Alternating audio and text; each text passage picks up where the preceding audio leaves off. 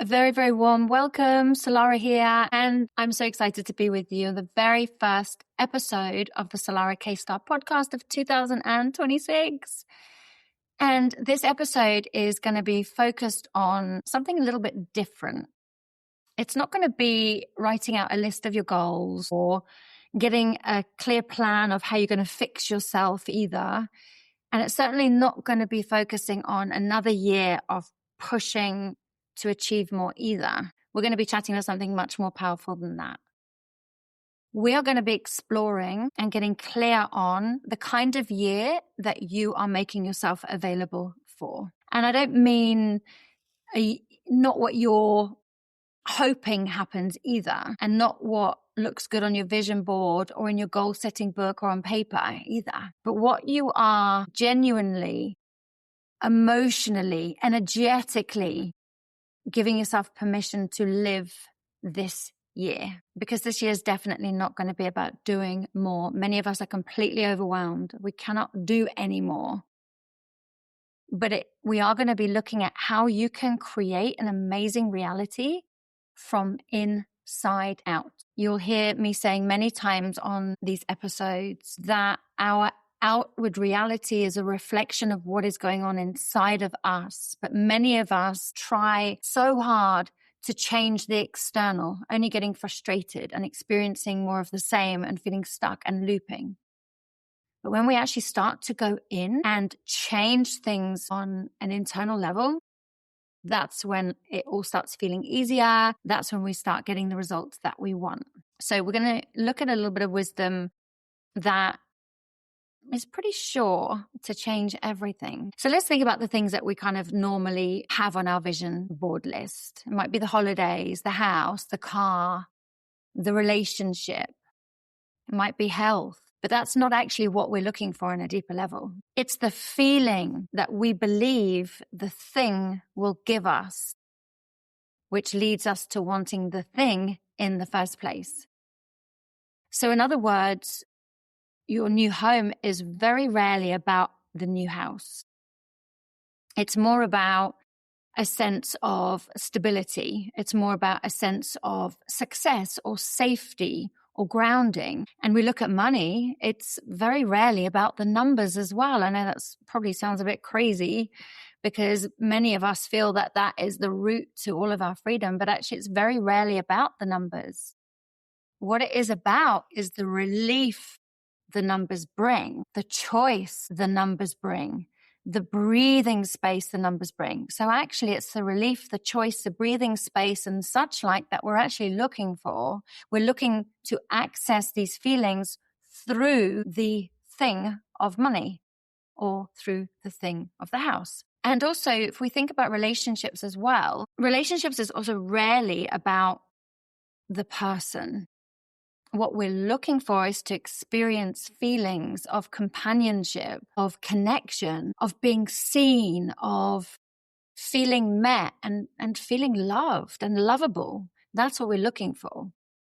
Yes, the person can help us to experience those feelings, but unless we learn to create and cultivate those feelings within us, we're always going to be looking to the person to feed us what we need in order to feel those things. So we become more and more powerless in the process. So the thing, I keep referring to the thing, just to be clear, the car, the relationship, the holiday, whatever it might be, is the symbol. The feeling is what we're actually searching for through the symbol. So this is important because when it comes to manifestations, when it comes to experiencing all the good that you want to create, life responds to your feelings first.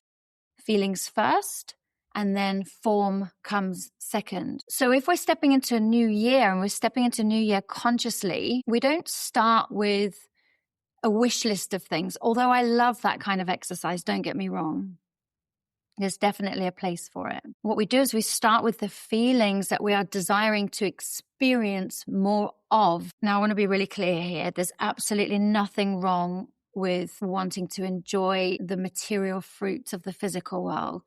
There's so much that we have that we can enjoy and experience. If we are wanting those things as a way to unlock the feelings, that's when it is always going to feel difficult. That's when it's always going to feel stressful. That's when it's always going to feel anxiety provoking. That's when it's always going to feel unstable. Life is absolutely meant to be enjoyed. There's no doubt about that. The way we go about it robs us of the enjoyment, which is what I want to get clear on today. And also, material gain is not unspiritual either. The universe, God, light, great spirit, whatever your higher power is, wants us to enjoy this life, wants all of us to equally enjoy this life in every single way. Wants us to enjoy comfort and fulfillment and a sense of purpose and a feeling of pleasure and expansion. We are meant to experience all of that. The issue comes in where we are creating all of that from. So when we are seeking those things that we want through fear, instability, sense of lack, insecurity, like kind of needing something outside of us to finally make us feel safe, needing something outside of us to finally make us feel like we belong, needing something outside of us to finally make us feel seen and heard. This is where all the enjoyment that we're meant to experience, it gets completely distorted. And that's why we struggle to enjoy the things when we have them, because all it seems to do is unlock another level of stress. Because the thing, it stops being something that we get to enjoy and starts to become something that we need in order to hold ourselves together, in order to feel safe, to prove our worth. And that is when our power quietly leaks outwards subconsciously. And then that just makes us have the feeling of needing to grasp for more. We begin asking the relationship, for example, to give us our worth. We begin to ask the house to give us our security and our stability and our status. We ask the money to give us safety, to give us freedom. And when we rely on external things to make us feel safe or to make us feel whole, that's when we are expecting them to do something that they simply can't do. So feelings like safety and worth and wholeness, those are internal states. They're created by our nervous system. They're created by our beliefs. They're created by our relationship with ourselves and not by circumstances. A house can be secure, but it can't tell your body that it's safe. Money can certainly give us options, but it can't calm an anxious nervous system. I've worked with a few people, actually. The most recent one was a lady who was incredibly opulent and prosperous in every way. But it was never, ever enough.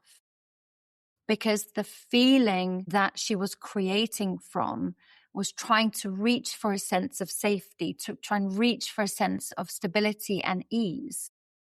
But the more money she had, it wasn't actually giving her that. It was actually making the feeling and the situation a lot worse. A relationship can't heal old wounds around abandonment or self-worth. And this is where it's important to understand that external things are naturally unstable by nature because life is changeable. Things change from one day to the next. They shift over time. And if our sense of safety or security or worth is tied to them, then our system is never going to fully relax. It's going to constantly stay alert. It's going to constantly grip. It's going to always be afraid of loss along the way. So external things, they don't create your inner state, but they absolutely respond to it. They tend to amplify what's already going on there. So when safety and trust and all those good things, when they exist inside of us, we can enjoy the house. We're not there anxious, worrying about whether we're going to lose it in one way or another. We can enjoy the money because we're not anxious about whether we will get more or what's going to happen in our future. We can enjoy the relationship without constantly fearing abandonment or feeling unheard or unseen. So when fear is still running the show, the very thing becomes your source of anxiety. And that's why I believe that this work is not about desire alone. It's about healing, moving through, removing, alchemizing, if you like, fear, removing it, alchemizing it completely from the equation so that we can create and enjoy the creation. And we can enjoy that feeling of being held and supported and that strong, solid foundation within us, rather than using it to fix something inside of us, which is what many of us do. We use the material world to feel better about ourselves in some way or another, whether it's the haircut, the dress, the suit, the facial, the face scrub, whatever it might be. We're using something to help us to feel better about ourselves. Now, it's not to say that you can't enjoy those things. It's what we are using them for which determines the outcome that we experience. So now imagine this instead, right? Imagine that you already feel super safe and secure and grounded within yourself. You're feeling strong and you're feeling solid in yourself. You already have that feeling of internal safety, already have that feeling of worth, feeling of trusting yourself, that no matter what happens, you'll handle it, which leaves you feeling even safer. Imagine you have that feeling of feeling steady and emotionally resourced. How different will the house feel then? You won't constantly be pacing up and down and having sleepless nights wondering how you're going to pay the bills on the mortgage. It's going to feel different. You are going to relax and you're going to love that house and you are going to bring more enjoyment into your life through that. And it's the same for relationships. Imagine how different you would feel if you had healthy boundaries, you loved yourself on deeper levels, you felt secure within yourself, you feel loved, you feel nourished, you feel nurtured, you feel heard from within. You're going to show up completely differently in that relationship. You're going to experience that relationship completely differently. And you're not going to need that relationship to keep you afloat. It's not going to be a lifeline. You're not going to be dependent on that relationship in any way. And it changes the whole trajectory of the relationship as a result of that. And it's the same with money. Imagine that you feel completely and utterly secure and safe and trusting, and you have a good relationship with yourself with regards to money. How will that change it? You'll enjoy it, right? You'll have much more gratitude and appreciation. And no doubt will attract more as a result of it, because you don't need the money for your sense of worth, safety, success, etc., because you're already cultivating that from within you. So they're not as something that you need in order to feel safe, but something that adds to a life that already feels solid. And this is where for many of us, manifestation gets really confused.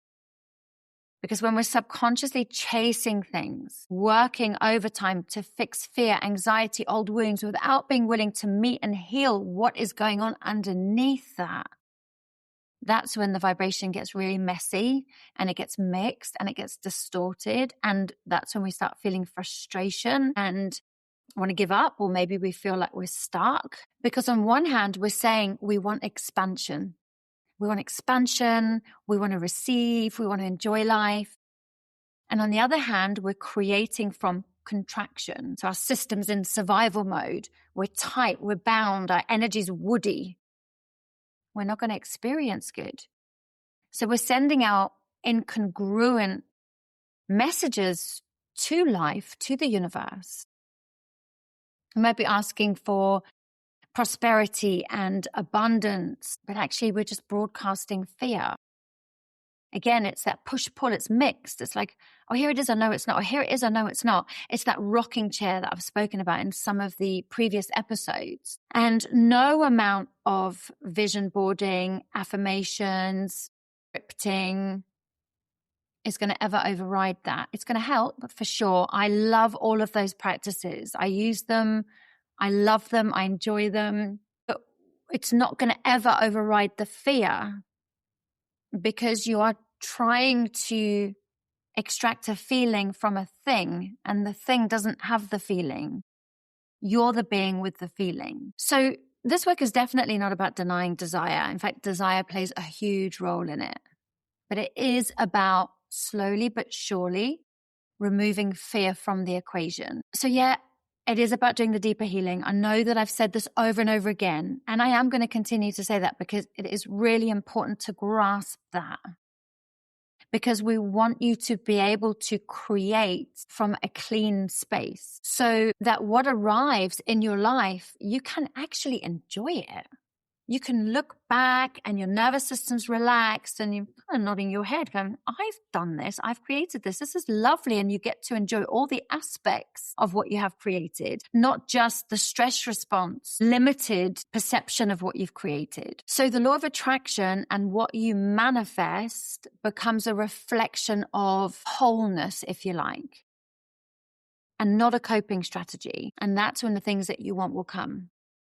And that's when they will come and you will feel good and you will enjoy them at the same time. So creating from inside out is so back to front from what we have ever been taught to do. Creating from inside out means that you're no longer waiting for life to change so that you can feel different. You might find you've already tried that and it hasn't really worked for you and got you the results you want. You might find you get a little bit of traction and then you feel like you're going back down to different the lower levels in your practice again. So you begin choosing the emotional states that you are available for now, and then you let life reorganize itself around the choices that you have made internally. And no, it's not about pretending, although I know a lot of law of attraction teachings, fake it until you make it, and that can be fun, and it definitely gets you a certain on your journey. And it's not about bypassing either, like, putting stuff under the rug or burying your head in the sand or pretending that certain things aren't happening,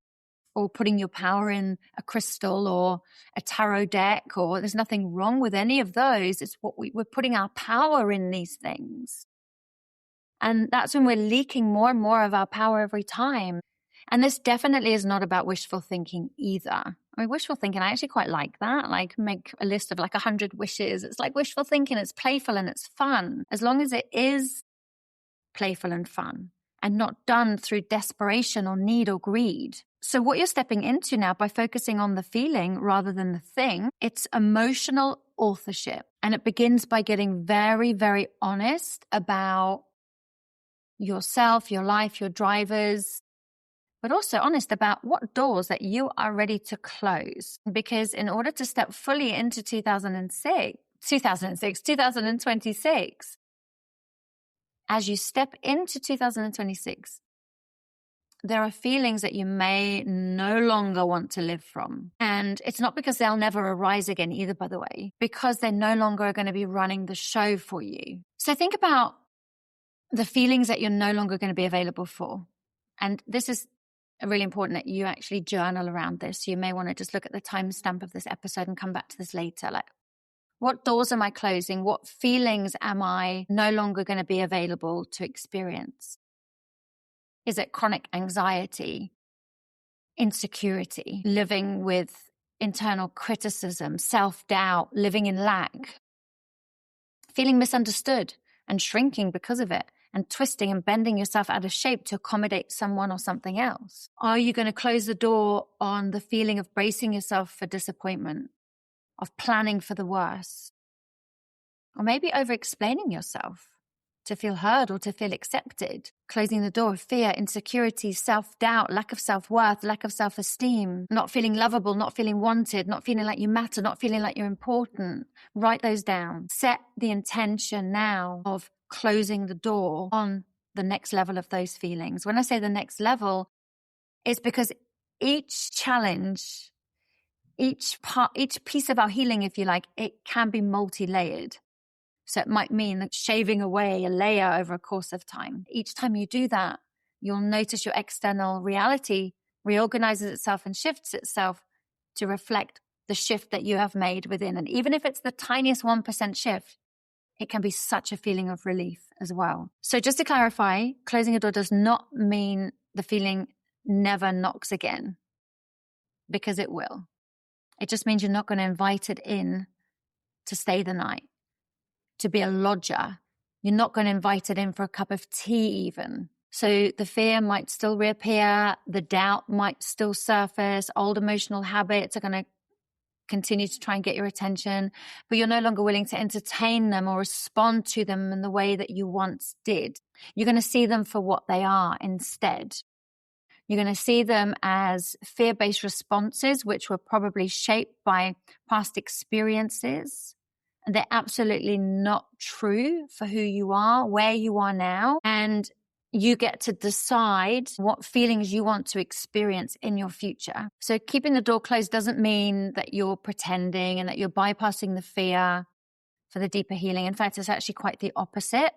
It means you're willing to meet those feelings with love and with compassion and with curiosity and with accountability and the willingness to take responsibility and to do the inner work of understanding why they keep knocking on your door without allowing them to run your life. So just a little side note here, which I think is really important to mention as well. And none of this is about toxic positivity either. Toxic positivity is when you deny or suppress what you feel and you try to override it with forced optimism. That's burying your head, brushing under the carpet type things. We're talking about something completely different here. It's the balance. Think of a garden. You got to weed the garden and seed the garden. It's having that balance between the two and not getting too lost in one and too much in the weeds or too much in the toxic positivity. So this is about emotional intelligence. This is about discernment. It's definitely about cultivating awareness. It's a wiser way of relating to your inner world where you absolutely acknowledge what is rising within you when you're triggered. You acknowledge what needs healing and you are ready to embark on a journey to do the work because you're choosing not to live from that fear, which is very different than getting lost in it, which then takes us onto doors that we're opening. So this is the exciting part. This is the part I love. I mean, all of it's exciting because even the dark, drudgery sludge of the shadow side of things, I know it can be really challenging and totally confronting at times, but there's a lot of good in that. If you haven't listened to episode 131 yet, I highly recommend it because we think maybe it's only our wounds that live in the shadow. It's not. There's a lot more that lives in there. And when we approach our journey with this kind of mindset, we start to unlock all of the good that's available there too. So now let's talk about what you're opening yourself up to. So think about it. Like, what feelings do you want to experience more of this year? And it's usually the opposite of what you don't want to experience. I just don't want to feel in fear or unstable or insecure or anxious anymore. Okay, well, what do you want? I want to feel stable. I want to feel secure. I want to feel joy and playfulness. I want to enjoy my life. These are the feelings: enjoyment and peace and playfulness and steadiness and security. And it's important that you're not doing this as kind of like looking at it like not what you think you want. It's feeling your way into this. It's not rationalizing, it's feeling. Like, what is it that I want to feel this year? Not what you think that you're meant to want either, based on past conditioning and other programs running, but what your body and your nervous system are now ready to receive. What your body and your nervous system and your heart is quietly craving in the background. Could be quietly craving the stability, the security, the feeling of calm, that feeling of ease, spaciousness, trust, joy, connection. Feeling understood, feeling like you matter, feeling like you're important, feeling like you're loved, feeling like you have a place. These are not just vague ideas. These are states of being, which is what we are looking for. And it makes complete sense that your mind may start to attach images to these. That's why you might have the image of the house bringing you the feeling. And yes, it can absolutely bring you that feeling once you've learned to bring that feeling to yourself first. The shift is remembering that the things are there to support the feeling, not to replace it. Because you're not wanting to chase outcomes here. Whatever you chase seems to get further away anyway. But standing still and allowing outcomes to meet you when you are emotionally available and receptive, when the energy that you are giving out is congruent with the action that you are taking. So you don't have that internal push-pull feeling. So how do we live from these feelings right now? This is the big question. It's like, okay, well, this is all good. Yeah, I understand it. How do I do it? That is so important. And this in itself is a journey, because most people live like this. I will feel safe when. I will relax when. I will feel free when. I'll feel relief when. I'll feel better when. I'll feel good when. You see, we're always going to be out of reach here because we're looking for a thing that doesn't have feelings to give us the feeling that we want. So creating from the inside out asks something completely different from us. So let's take a second to ponder on that. So how would you move through your days if this feeling, let's just say safety or stability, or choose one of your own, how would you move through your days if this feeling was already familiar? How would it be different if you felt safe and secure within yourself and within life? How would you show up differently for yourself? How would you show up differently for your partner, for your kids, for your colleagues? You'll probably enjoy your relationships a lot more. You'll probably enjoy life a lot more as well. So we can ask ourselves questions. Okay, so if I moved through life as if this feeling was already familiar, what do I notice that I'm no longer doing? No longer rushing around like a headless chicken, or I'm no longer trying to force outcomes or make opportunities come my way or try and change my partner in order to make me feel better about myself. I would stop doing all of that stuff. And it's like, okay, well, what would I start doing more of? And this is important. What would I start doing more of? I would slow down. I would take my time. I would work more on my own healing journey. I would focus more on cultivating good feelings and connect more with good feelings in my everyday life. Notice what leaves me feeling good and expanded. Notice what leaves me feeling bad and contracted, and becoming more self-aware. And how would you show up differently if you weren't in fear or urgency? Would you say no more often? Would you take up a hobby because you have space now to enjoy life a little bit more, something you've always wanted to do? How would you choose differently? What would you do differently? And these prompts are really important to ponder, not just listening to this podcast, going, oh, that's really nice, and then getting lost back into the ordinary everyday reality. It's listening to this again when you've got a pen and paper and making a commitment to yourself to journal on these. You're the author of your next chapter.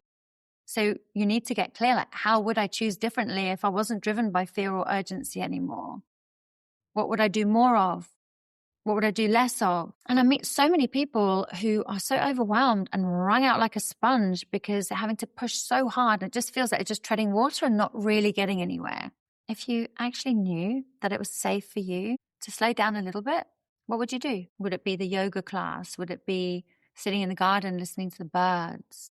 Would it be to take regular naps and rest, Epsom salt bath, whatever it might be, rather than constantly push? And this isn't about, like I said, the happy clappy Pollyanna and living in this lovely state permanently. I wish we could. I'm not being negative either, by the way. Challenges are meant to change us. If we weren't challenged, we wouldn't change. So it's good that we are stretched. It's good that we feel the contrast of these feelings. It's not good to get stuck in them. It's not good to think that that's the only thing that is available for us in life. But what it is about is giving your mind, your emotions, your energy system repeated snippets of lived experiences of safety, of steadiness, of trust, because your nervous system definitely won't change with intention alone. It's going to change through experience. There is a meditation on insight timer.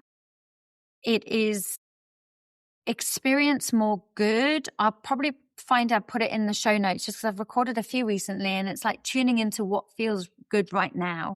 And when I wanted to create more stability and more safety in my system, because I was always so unstable and felt so unsafe within myself, within life, things that had happened in my upbringing, choices I made which didn't help with those feelings as I was getting older. Every single day I did this meditation, like what feels really good for me right now. And I remember the first time I ever did this, I was led on the floor It was actually really nice because this beam of sun was shining down upon me. And it was like, what is it that my heart desires to experience more of? And it's that feeling of security and that feeling of stability. And because I was lying on the floor and I was like, well, this floor feels very secure and stable right now. And I was like, oh, wow, I could actually tap into that because I am stable and secure. The floor's not just going to move from underneath my feet. It's not going to just start wobbling. So I enjoyed and allowed myself rather to experience the feeling of the stability that the floor was giving me and how it was holding me and what that felt like in my system to feel secure and held. And I did that every day. And as a result of that, life started to readjust itself around me. And now I feel the most stable and secure I ever have done. And it continues to get better and better all the time. And that's what I mean. It changes through experience because you also want to program your nervous system because they're unfamiliar to your nervous system is going to protect you against them. That's why doing little exercises like I did on the floor, slowly getting my nervous system to recognize stability and safety when it saw it. So it didn't sabotage me. And what that did is it created a new internal reference point for me. And it wasn't about forcing a frequency either. It was gently acclimatizing to a whole new emotional home inside of me. And life, like I said, it started to respond to that. It was actually quite amazing. So what kind of year are you available for? As you enter 2026, what are you genuinely available to experience more of? I know it's not going to be a year of constant striving. We can slam the door on that one.